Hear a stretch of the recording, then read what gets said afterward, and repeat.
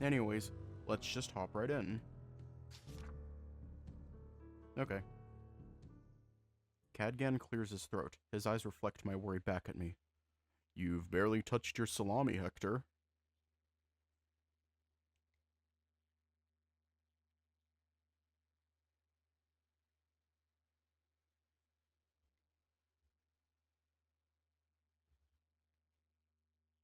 Hey. Salami.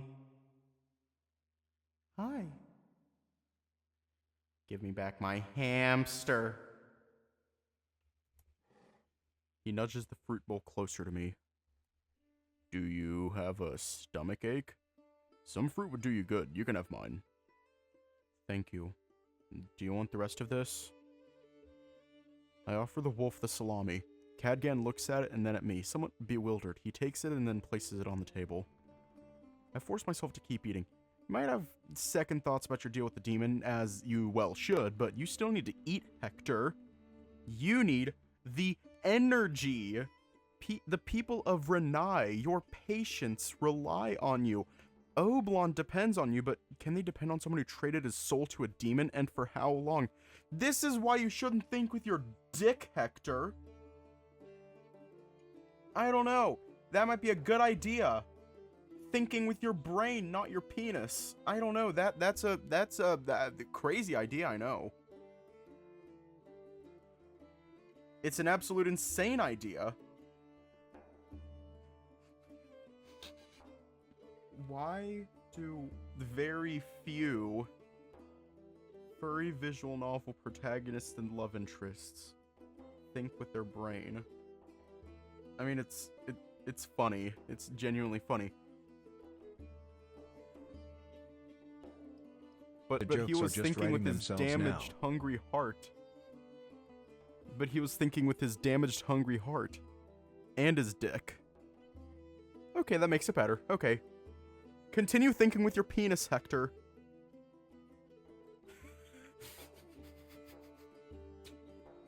They can depend on you for as long as you can brew an elixir and hold a scalpel, and that you can still do. You are still useful, and once you aren't, it won't matter anymore. If that's not enough, then do it for Cadgan.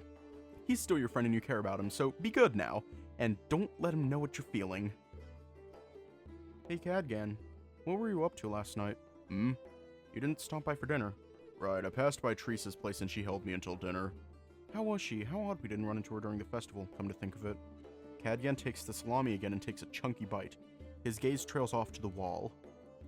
Angry. She couldn't tend because she was recovering from giving birth. Her husband took the older kids out to play too, so she spent the night home, with only the baby and the priest for company. I suppose it makes sense he'd come out of the forest to help with childbirth. I meant the priest from the town's square shrine. I could have sworn that shrine was abandoned. I haven't seen a single soul go in or out except for when they were preparing for the festival. Someone needs to make a FVN where the protagonist thinks with their head. Allow me to raise my hand. Allow me to raise my hand. I'm just kidding. Even in my visual novels, they don't think with their head. I'm pretty sure, don't get too close, he doesn't think much. I don't know. I don't know if Adrian thinks much.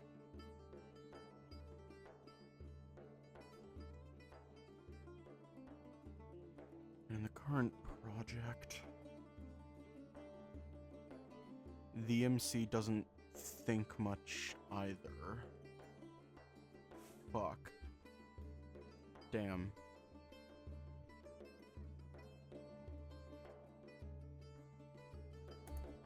Perhaps people here don't seek spiritual guidance often, or I'm too scatterbrained. Yeah, Cyrus needs an amazing dinner. Anyway, now she wants to do something to make up for the lost time, in her words. And that would be a birthday party. And for who, her kids? The wolf lets out a hesitant sigh before he continues. No, for me. I hit my forehead with the palm of my hand. Right, I'd forgotten. Never had the chance to celebrate a while at Leopoldino's mansion, so it completely slipped my mind. Our visits just didn't line up right. His face doesn't show it, but from how he talks, Cadgan isn't thrilled by the idea. I don't enjoy making a big deal of my birthday either, so I understand.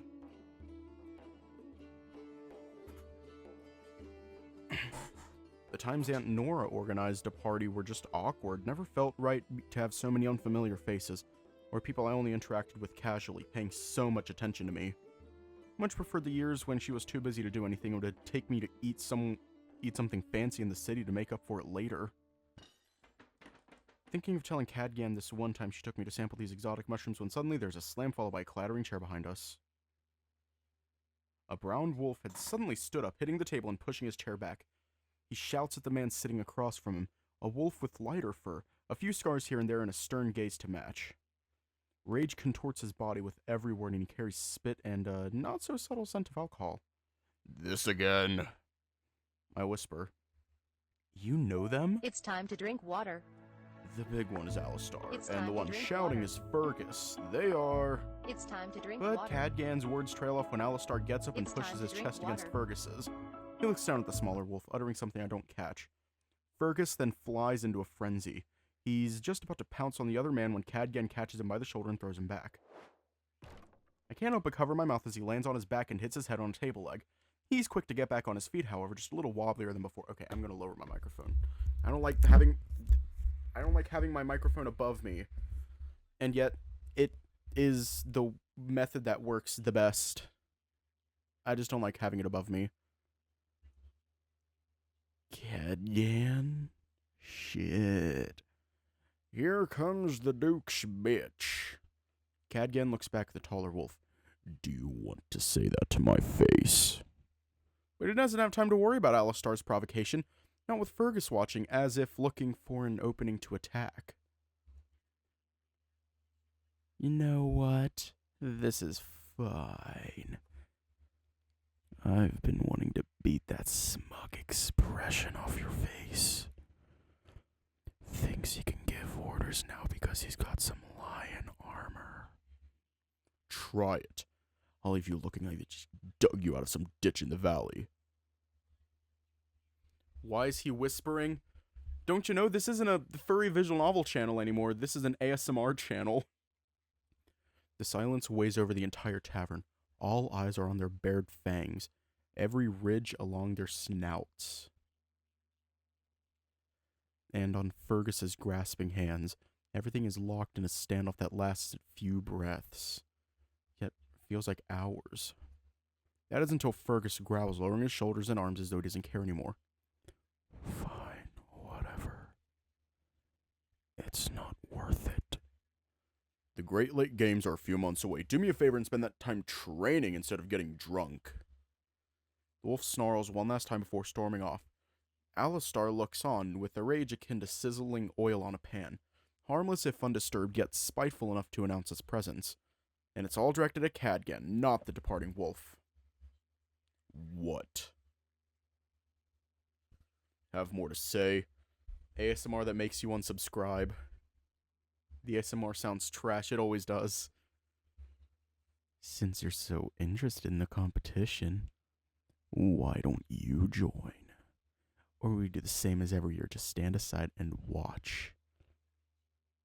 Like you're better than us or something. I'll patrol the town, same as last year, because someone has to. Figures you'd give me that look. You don't care about anything. You could be so much more. An actual leader, not some placid watchman at the line's payroll, pretending to look for devils for that inbred lunatic. Hell, you could get any partner you wanted. He grabs his own crotch and raises his voice. If you only had the balls. That's none of your business. This conversation is over. Alistar clicks his tongue and, after scanning the tavern one more time, walks out. Cadgan watches him go and then returns to the table. Little by little, the murmur of the other patrons replaces the silence. Cadgan looks down at me, his ears down. He almost looks pitiful. Sorry. What What was that? It's the season. Everyone's on edge, and unless they let it out somehow, petty squabbles break out and turn into fights. Those two usually compete in the Great Lake Games. Most men do, but Alistar and Fergus have been taking it too far lately. They never got this bad before. Must be the stress from the expedition getting to them. But right before I can speak, Arwell approaches our table with a teary expression. Oh, Gadgan!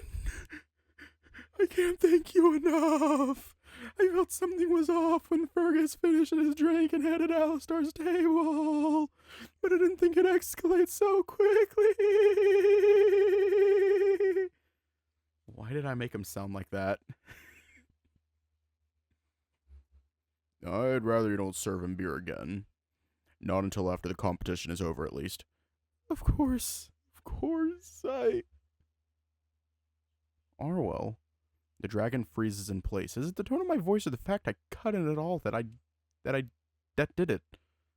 I don't care. We are in the middle of something.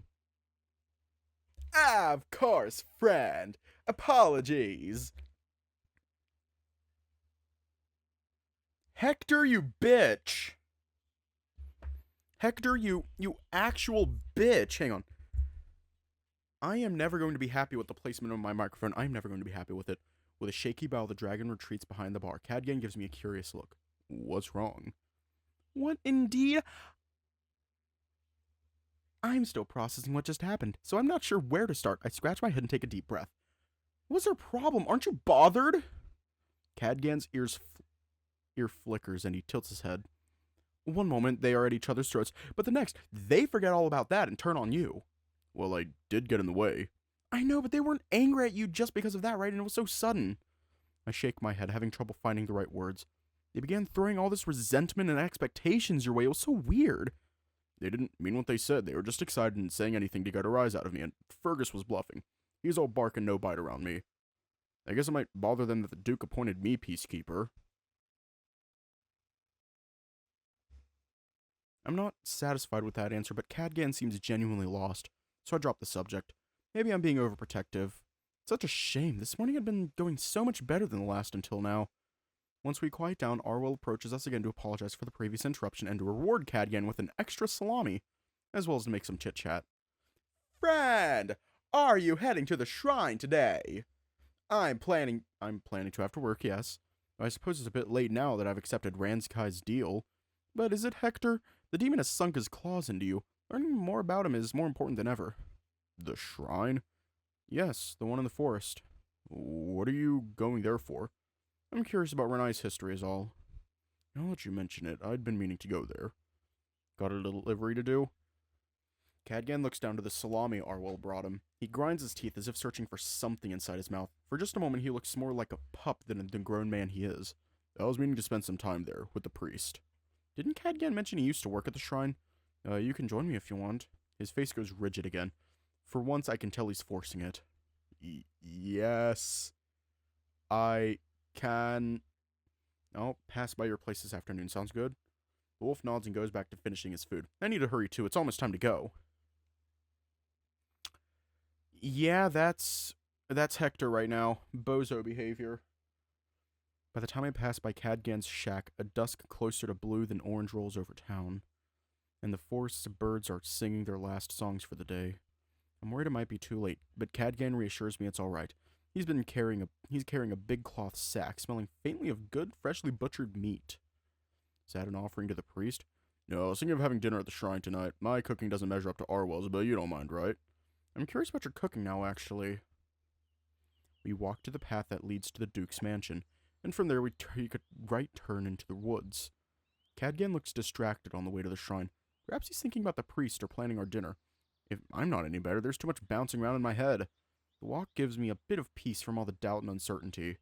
My senses, one by one, rise to the front. From the west rings the last day's bird song, becoming fainter with the growing shadows. The moon has already revealed itself, a soft pink thing hanging above the tree lines. As I breathe in, I notice the river's scents. The flowing waters, the damp soil and wet clay, the soft earth compacting slightly beneath my feet. I even catch the distant and faded scent of the valley. We've been walking for a good 10 minutes, and just as I notice a building beyond the trees to the right, catch Cadgan stopping dead on his tracks and staring in the opposite direction, a tree with Always 2 strings watching. on it. Hang on. 2 swings. There's nothing remarkable about it. One is big enough for a child or a young teen, while the other is sturdier, wider for an adult. Cadgan's ears fold back, then his gaze goes up to the branches hanging up over the paths ahead. With the dimming light, it takes me a moment, but I just barely make out what he's looking at. Frogs. A dozen or so carved wood frogs perched above, looking down at us with little smiles, green moss growing on top of them. There's something you should know. Up ahead, just before the path bends right to the building, I catch 2 knee-high wood statues, a pair of wolves watching us, where one ends the other begins, as if they had been carved from the same block of wood to fit together. One is slender and with a positively radiant smile reaching up to her eyes.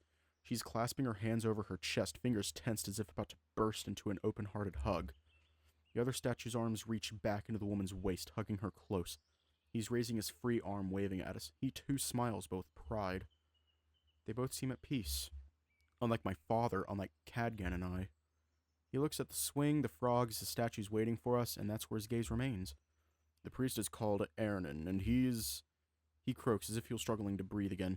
For a moment, he regains his composure, and with his voice a tad more monotone, enunciating every word carefully, he continues. He took me in after I left the Duke's mansion. He protected and cared for me. His hands spasm, fingers curl, when no one else would. This is where I grew up after you left, and Ernan means a lot to me. Do you understand, Hector? He relaxes, the shadow of that coughing fit fades. The sun shines its last rays with renewed vigor. Ernan means a lot to me. Do you understand? I nod as a birdsong far in the distance stops. The sun drops below the tree line and the sky darkens. Is something wrong? His voice loses the monotone edge. It's odd having you here is all. Cadgan points to the old stone building ahead. Let's go. That's the place. The shrine is a stone tower reminiscent of the ruins outside the valley, except for the fact it's mostly intact. Wooden shutters seal the windows. Charms made of feathers, sticks, and strings hang from some of them. There's a half circle of stones in front of the shrine, clutching what I can only assume to be a woven sigil. Before the wind and the forest's residents trampled all over it. There's a shallow hole in its center. Not too far away is a much smaller shack. It looks almost out of place.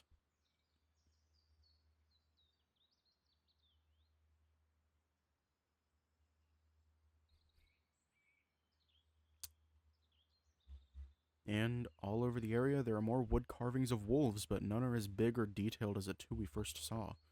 Cadgan goes to the door, careful not to step on the stones, and knocks 3 times with the heavy mitt of a hand. After a minute, he knocks again, 3 times in the same cadence. Could he have gone out? He must be taking a nap. After a moment, Cadgan twists the knob and the door opens. He's about to walk, and suddenly, when he meets resistance from the other side, notices an eye peeking at us from the gap. Cadgan. Little snowball. My child. The darkness of my eye. Focuses on me next to him, taken aback. And this one? A badger? He's Hector, remember? I've told you about him. Right, that you did. More times than the valley has grown teeth. The valley what? Don't worry about it. Well, what are you waiting for? Come in! We walk into a dark room with a stinging smell of burnt herbs. Is it a bad time? Did we catch you in the middle of your meditation? It's never a bad time for you, my child. My prayers can wait. As the priest goes around, opening the windows, light fills the chamber and reveals here and there shelves with incense, flowers organized in flasks by color, and tools such as knives, needles, and shovels. There's a work table with bowls, pestles, and some rudimentary tools I can't identify. I don't see any brewing equipment, though. On the opposite side of the door, there's an altar with burning incense, and on the wall behind it, painted in red, is that symbol again, the 2 planets. Other than that, there's a small table in center, the kind you need to sit down on the floor to use. 2 bedrolls underneath it, a stack of books in one corner, a spear and some other stuff resting against the same wall, a pot, and some firewood. The priest clears his throat and sits down at the table. Cadgan signals me to join him first. I'm grateful that Cadgan is here with me today, because the old wolf's glare hasn't grown any less intense. In fact, it only feels as if he's dissecting me more and more. Does he have some kind of issue with me? Hector, this is Aaron. Like I told you, took me in after I returned from the Duke's mansion 9 years ago. I swallow my apprehension and smile. His eyes narrow yet more. His lips jerk back, almost showing his fangs.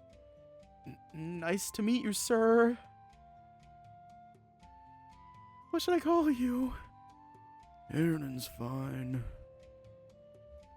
So, you're Hector, the boy from 9 years ago. Shorter than I imagined. He squints, searching for something. Much more gelatinous, too. Did the walk here tire you out? Do you need water? Ouch! Thank you, but no. You look sort of like Bear. He's got just a little less belly than you, but a lot more stamina. Did you hear, my child? He's joining the games this year. He's a beast, that boy. I heard, yes. Here's hoping to get himself a sweetheart. This is getting awkward. Didn't you come here to ask him about the valley, Hector? Oh, but is it a good idea to bring it up next to Cadgan? Why wouldn't it be? Don't ever think it just... So what you do now? You're a doctor, right?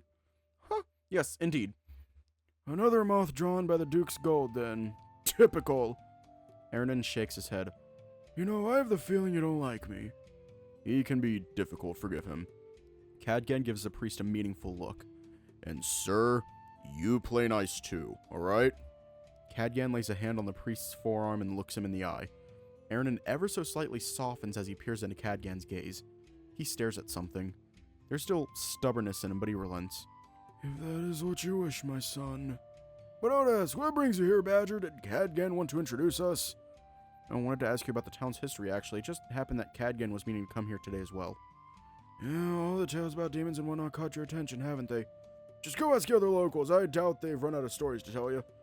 I want the actual history, not the hearsay. Badger?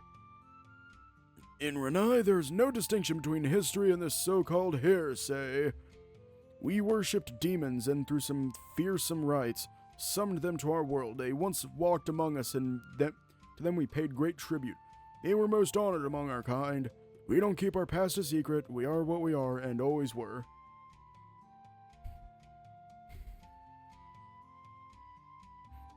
But there are stories not even the townsfolk remember. They speak more of fairy tales than the history of Renai. The priest scoffs. You're asking a lot. You won't tell a soul. Right, Hector. Right. Aaron taps at the table with 4 fingers, making a face as though he's chewing something hard. He's not convinced. Cadgan lowers his ears. I don't quite know how to read his expression, but it's almost as if he's holding back a whimper. I feel lost as well. There's a history between them I'm not aware of. I reckon that's what's going through Cadgan's mind now. Sir, Dad. I trust him. We can trust him. Aaron's ear, just one, perks when Cadgan calls him Dad. His fingers relax, and after a dramatic delay, a smile forms in the corner of his mouth. You've always said he's more obedient than a pup, my son. Hope your leash is still as tight as ever. I whisper Cadgan. What else did you tell him? That we used to read together and you were a resourceful guy, and... He looks away, closes his eyes for a second, brow furrowed as though digging for a memory. I told him I'd punch you, but that only made you want to hang out more. That you had a good sense of smell, and that you made a nice pillow. You painted him an interesting picture, I see. Aaron grunts as he gets up and then raises his arms up high, every vertebrae of his spine snapping back into place. Yes, I've been hearing all about you and your nose for 9 years. Enough about that! What do you have there, my child? Meat. Did you hunt it? My hunting skills are rusty, so I got it from the market. That's so. I ought to take you into the forest one of these days, then. Can't have my former apprentice forget how to live off the earth. He walks to the wall with his spear and pulls an old unstrung bow. Badger, see this? This wood comes from a tree of the Eye Valley, which I felled with an axe of my making. I carved it into the shape as taught by my father. The string I wove with the same tree's fibers, adding strands of my fur for good luck and safety. This is my son's training bow. With it, I taught Cadgan to hunt, and when he outgrew it, I made him another. Cadgan shrinks. Sir, I've never seen him so small, not even as a child. It's a great bow, thank you, Dad. It's a bow of the valley! I will never fail a skilled hunter such as yourself. that limber wood and its string will carry the strength of demons! We must hunt again, my child! It will do you much good. Anyway, I'll go pick up some texts for you, Badger. Little Snowball, help yourself to the berries and spices. They're in the usual place. Thank you. Want to help in setting up the pot and fire, Hector? I should start cooking before it gets dark. The fuck?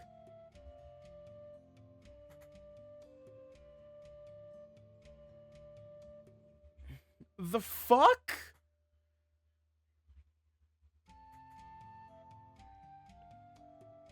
I'm a little concerned. Yeah, maybe don't do that because murder is generally frowned upon literally everywhere on Earth.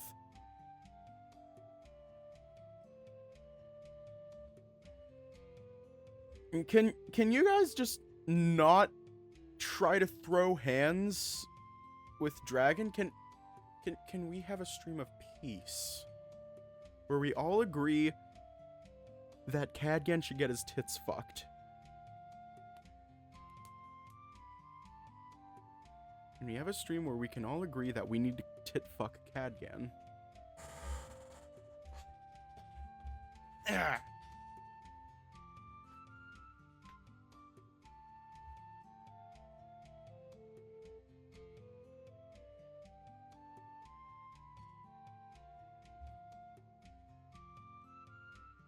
And the hot demon can tit fuck us.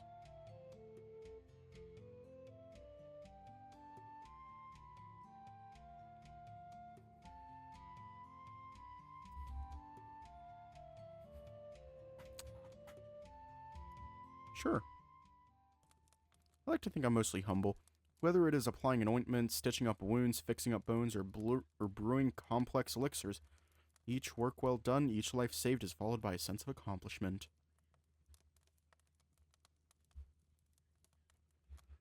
And that is all I need.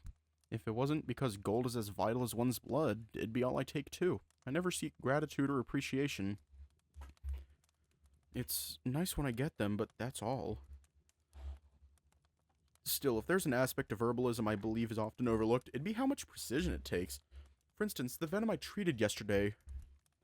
Even if you have the correct ingredients in the proper amounts, it means little if you fumble the brewing process. How hot does the flame have to be? For how long do you let it brew? Some elixirs are ineffective once they go cold, and vice versa. When using many ingredients, mixing them in the incorrect temperature can lead to undesirable reactions. And not to mention that further adjustments might be needed depending on the patient's species.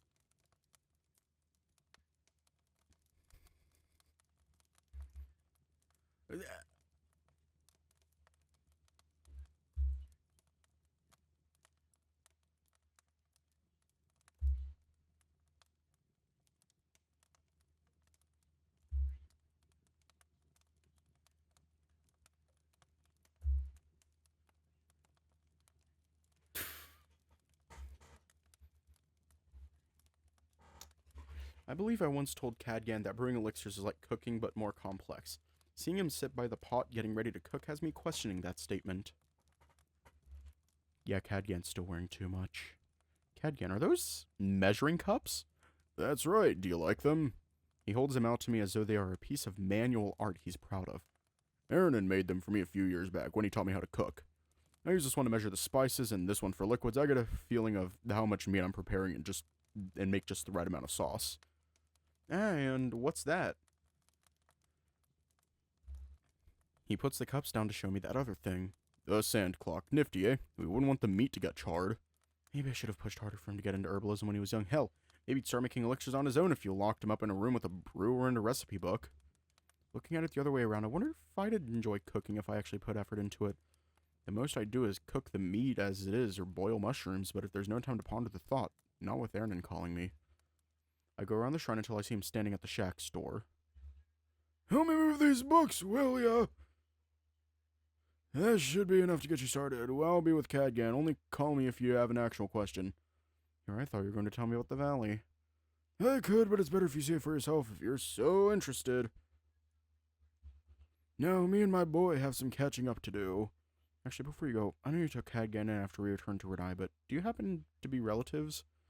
You seem very close in a more personal way than a teacher and his former student. We don't share blood, no, but I was a midwife when he was born. My fur is stained with his mother's blood. From his first scream, I was there. I raise my eyebrows slightly. Male midwives aren't anything unheard of, but they are still quite rare. It's also quite Renaian. I don't know. No. Thank you for looking after him all this time. I'd been worried about him returning to Renai all alone. Turns out he had some family left after all. The old wolf scoffs before leaving. The leather covers are plain, identical. There's some signs of wear, but they don't look that old. The slightest hint of the Shimmerwell fragrance clings to them. Curious, those flowers don't grow in Renai. Aaron must have brought them from somewhere else to kill any bugs that get into the shack. No point in meandering further. I pick a random book from the collection and open it. Unknown scout, unknown kingdom, 600 years ago estimated.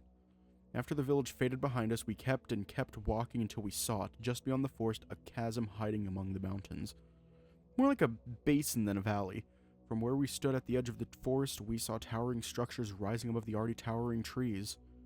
The local savages call this place the Eye Valley, a cursed land, fabled to house demons. In His Majesty's name, we shall exterminate them. But first, we must find footing in the strange land. We will secure a source of food and water post-haste. We've settled near a stream flowing down from the mountains.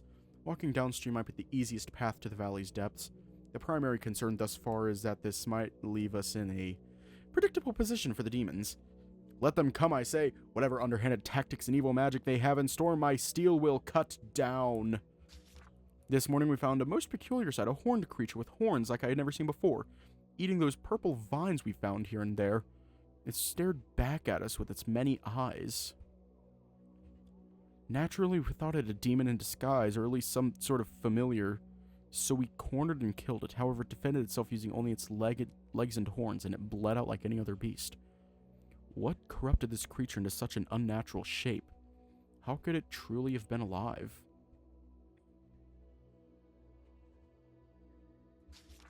Ever since our encounter with that twisted beast, the group has grown restless. There are concerns regarding its condition and how it came to be. My outlook is that it must have been the work of the demons, a hex of sorts, but others are convinced that it might have to do with the earth itself. After all, those purple vines and all the fruit we eat grows in the same soil. Are we at risk of being similarly twisted? Perhaps this belief is the demon's trap. We must hold a strategy meeting tonight to figure out the next step, and to appease those losing their nerve. Evil is doubtlessly encroaching us. We've failed. Half the group is gone.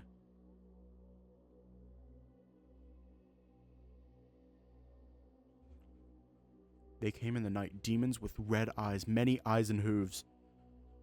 They wielded strange magic and distorted the surroundings to their likings. We turned against each other. We were overwhelmed, crushed. I don't know where things went wrong. Was it when we first found the beast, or was it something further back I'm not aware of? I just don't understand. Part of me tells me we never had a chance. Yes, I might think that after witnessing that overwhelming power, but I can't let it end like this. As soon as I can, I'll return to His Majesty and beg for another chance. This cursed land won't crush my spirit. A scout's diary, huh? What year is this from? Some details in the diary seem incongruent with what I know. What grabs my attention is the mention of multiple demons. Are there more of Ranskai's kind, then? Hard to say. The Eye Valley was a much different place back then, assuming this account is accurate. Even so, this is fascinating. Every few entries, there's a new name, kingdom, and year, or lack thereof, alongside a change in writing style, though the story is always similar. Ranskai. A group of foreign soldiers tasked with conquering the valley by a royal figure, only to meet a terrible fate at the demon's claws. These must have been written by the participants of many different expeditions.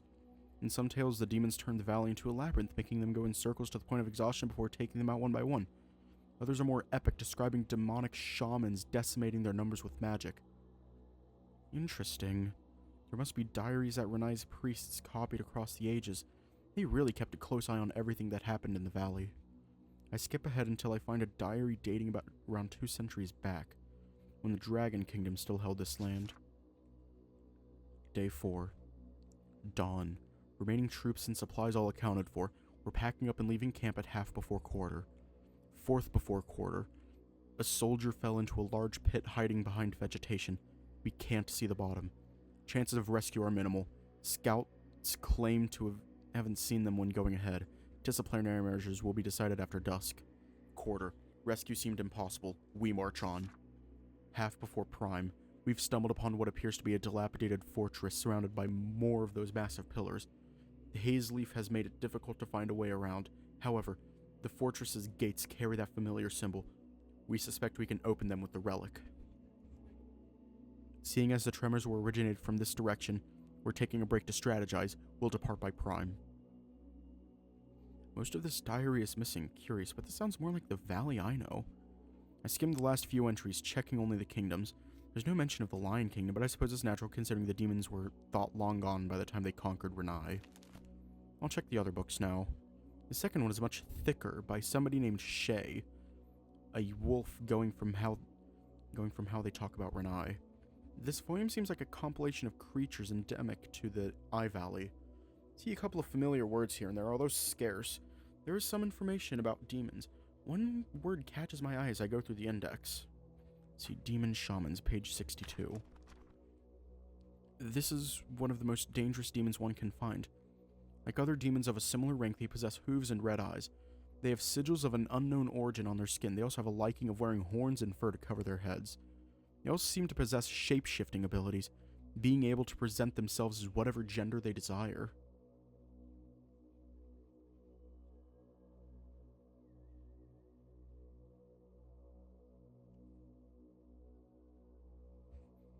If you stumble upon one, it'll make you boil from the inside out until your eyeballs melt away. Just run. Reading this description, Aaron immediately comes to mind, mostly because of the detail of the sigils. Perhaps he drew inspiration from these shamans for his attire. That track with the dancers dressing up similarly to Ranskai was based on a specific demon too. This one, a Night Stalker? Night Stalkers are the closest to the stereotypical demon. It will select its prey and invade their dreams, tempting them into a deal. After this, the stalker will gain control of its prey and make it turn against their allies in the most unexpected moment. They are cunning, not-so-little fiends. They only manifest at night. Not as dangerous in battle as a shaman, but don't underestimate it. This sounds like Ranskai, doesn't it? Let's see. There are some illustrations on the next page. I'm gonna pull up the censor, because I don't trust it. Not at all. My eyes immediately go wide. At the top, artistic depictions of the Night Stalker temptation is written in a very matter-of-fact manner. Immediately below are multiple depictions of the aforementioned demons fucking wolves of all genders, sizes, and shapes in multiple positions. It leaves little to the imagination. Every line, every stroke drawn with almost as much care as the demons are pouring into their so-called victims. It goes on for pages alongside with what looks like instructions for ritual. I'm too distracted to pay attention to that, though.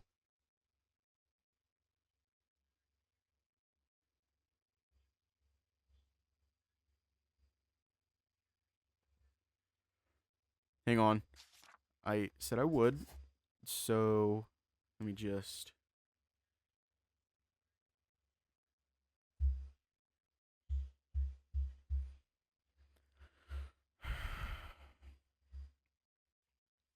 Why am I not surprised? Genuinely, why am I not surprised? Cook boss, I'm not interested in that. I don't know. I don't know anymore. And then I see it. There, blatantly drawn on top of the page in a much rougher style. A demon fucking what at first I thought was a fat wolf, but upon closer examination, I realized what it actually is, and my jaw drops. Under it is a message. Tonight, Badger. When did this even happen? Did Ranskai sneak into the shack and add this to the book as soon as he was done with me last night? It's not surprising he knew I'd come here, but to think he'd figure I'd be reading this book, on top of being terrifying, I know he'll make me look like a fool tonight over it, and then... And just as these thoughts rush through my head, I feel blood rushing to my crotch. God damn it, Hector! Shit.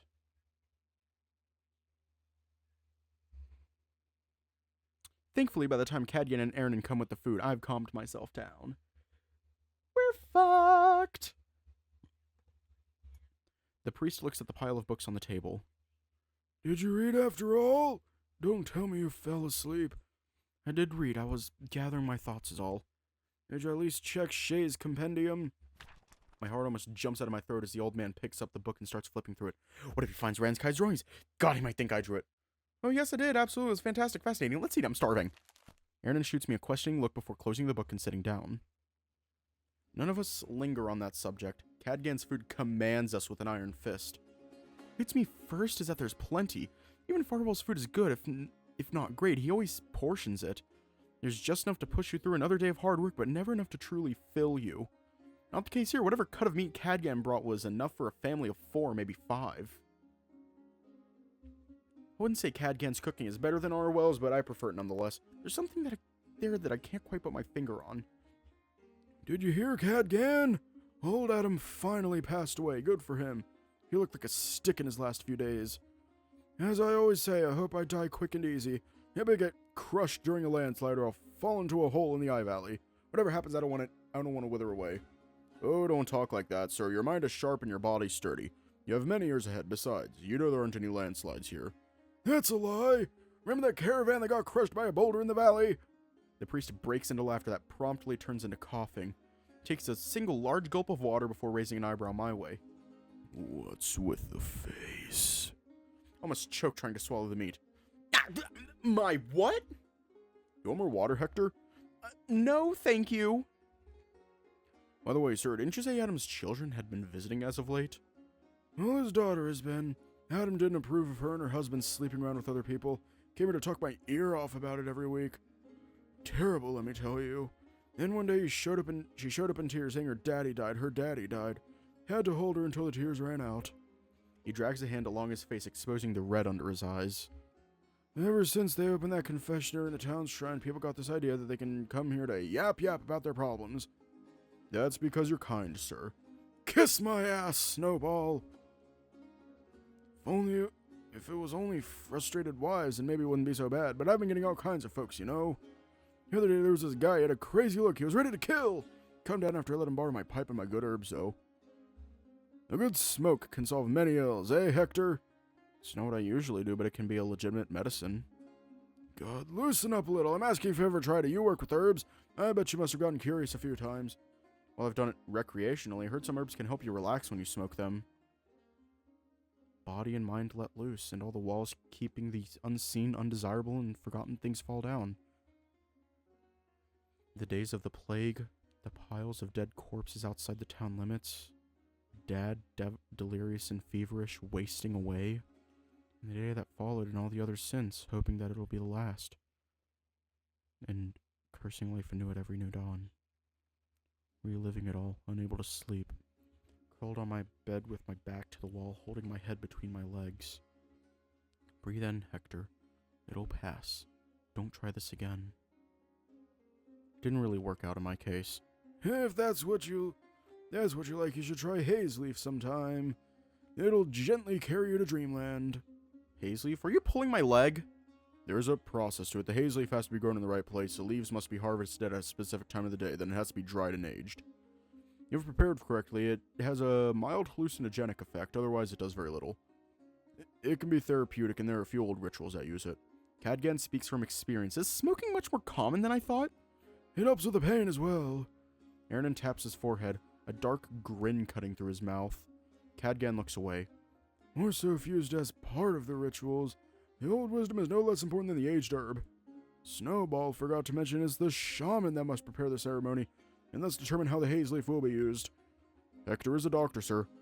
Shamanistic rituals are a bit beyond his expertise. Doctors don't know shit! They care more about how long a bone is than the person it came from. Manolino, he and his people don't care about the people they treat. They're just addicted to the high of the chase, or figuring out a disease, stomping it out, and being praised. I bet that's the only thing that gets his shriveled dick to bloat. The euphoria from having someone's life in his hands, knowing he can twist their neck. Cadgan looks at me, a look of concern plastered on his face. Sir, you're going too far. No, it's fine. I take a sip of water, enough to moisten my throat. But you're mistaken. I don't think the Duke cares a great deal for the life of whoever's under his scalpel. Pray tell, what does he care about then? Before I arrived, my impression was that he was an academic. That his interests lied in pursuing knowledge. He saved many lives, but he thought of those as means to an end. After meeting him, he has big ambitions, wanting to finish Karina's work. But it almost feels like there's this desperation hiding underneath. It's not just knowledge he wants, but the recognition that comes with that massive achievement. To be seen on the same level or perhaps above his father. So Manolino wants his own medical revolution, eh? And he's trying to follow his putrid blister of a father's steps to get there. Tough luck. Only we should get swallowed by the valley himself instead of making us pay the price of his stupidity. I can't see it ending well regardless. Thinks himself untouchable, but these situations never end well. Yes, they all end with blades, men being made into cattle, and maybe a head or two on a pike. Aaron easily catches the meaning and nods. We see eye to eye there, Badger. It's a shame because there's much to learn here in Renai. Just yesterday I encountered a dusk viper venom for the first time. I had to brew an elixir with only notes left behind by doctors of past generations as a reference. Damn it, I've been using the wrong voice. Fuck. Who knows what else is out there in the valley we don't have a proper treatment for yet. Duke wasn't so absorbed in his legacy. Wait, dusk viper? I used that journal we donated to the hospital last year, sir. So it came from here? Should have figured. Interesting. You come up with a cure? Wouldn't say I came up with it.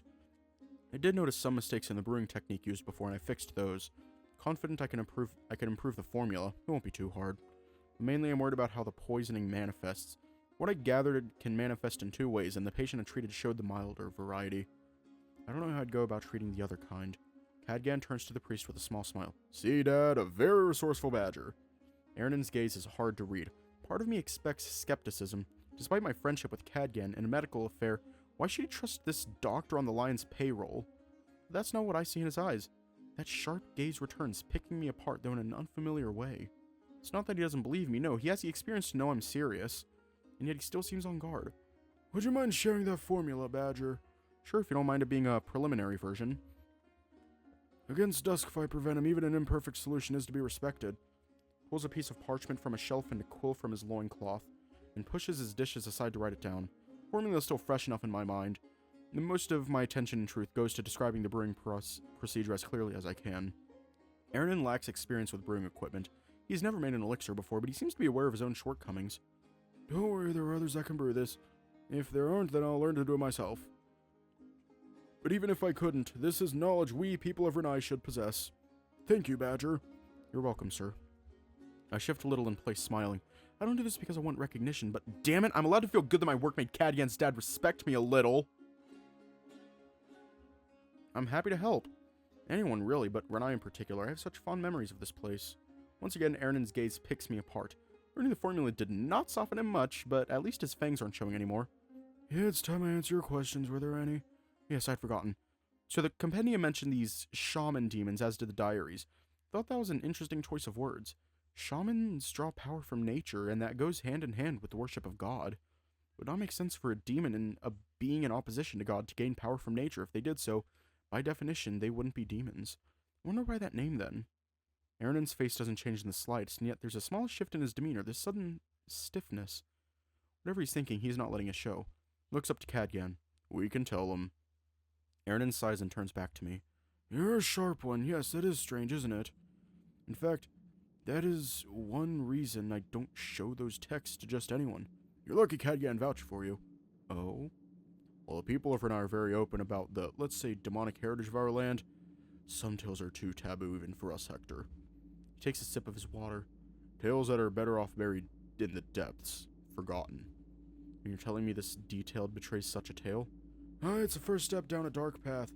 Last time Manolino called the Inquisition, I took care in hiding these books from them. I was worried they'd destroy them, you see.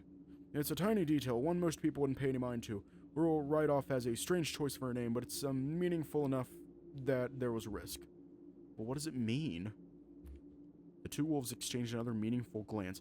Aaron then pushes his empty plate away and leans back, using one arm for support. It's early, but we're going to leave off here tonight. Because it's so late. Let me fix that. And... yeah.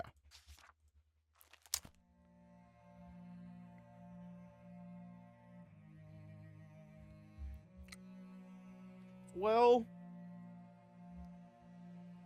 stay safe. Have a good night. And I will see you all tomorrow.